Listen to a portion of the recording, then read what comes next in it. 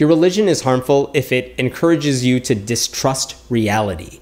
You have to be religious to think that like giving away condoms in Africa is a bad idea because it doesn't really prevent AIDS or it doesn't really stop the spread of diseases.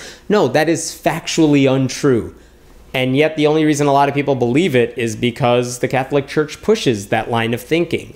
Like, you have to be religious to accept this idea that God just poofed us into existence a few thousand years ago because all the evidence suggests otherwise. All of it. Like, not a single bit supports creationism.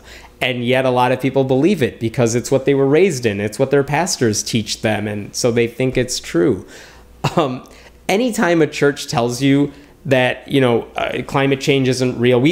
Man-made climate change is silly because God controls the environment and we can't really affect it. Anytime there's all this evidence to the contrary and it's there, but your religion is telling you not to accept that because a holy book or a holy person said otherwise, you gotta let go of the religion. It's wrong. Follow reality. Look at what the evidence says, because the evidence is always pointing away from the church. Those crosses that they have on top of churches? That's an arrow telling you where all the evidence is. It's not inside, it's up there. I've heard Christians distrusting reality when it comes to stem cell research. For all the potential that stem cells could have, but we can't really do a lot of research on them because for religious reasons, some people think it's a bad idea because they think somehow that's life and therefore we cannot do any experimentation on it. And that scares me because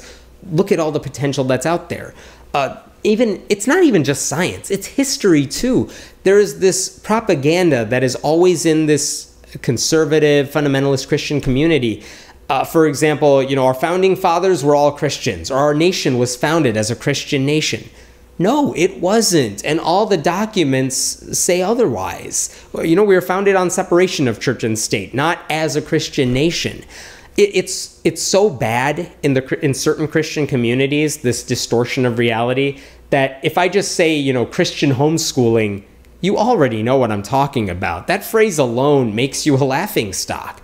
And that's unfortunate because I know parents aren't raising their kids to be homeschooled, or they're not homeschooling their children because they want to lie to their kids or because they want what's worst for them. But when you see the type of curriculums, the curricula they use in a lot of these, in these homes, the kind of propaganda they push, these publishers push, it's scary to see what type of reality distortion field there is around all these homeschooling communities. And that is all an example of dismissing reality because it doesn't support what the Bible says, when really it ought to be the other way around. My name is Hemant Mehta and I write at friendlyatheist.com. Please leave your comments below.